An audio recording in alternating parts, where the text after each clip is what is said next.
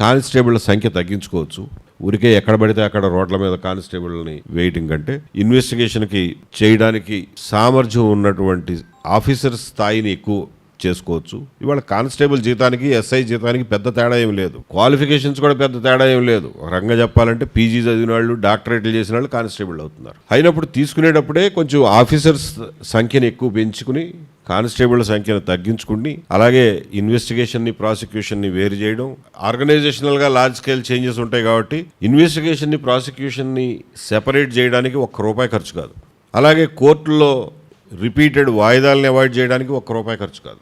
FIR issue చేయడానికి వాళ్ళు పడే కష్టాలన్నింటినీ అధిగమించడానికి ₹1 కూడా ఎక్కువ ఖర్చు కాదు. ఈవెన్ పోలీసులకి 8 గంటల పని గంటలు ఇవ్వడం కూడా సాధ్యమే. దానికి కూడా ₹1 ఎక్కువ ఖర్చు కాదు. ఉన్న సిబ్బందితోనే అది మేనేజ్ చేయొచ్చు.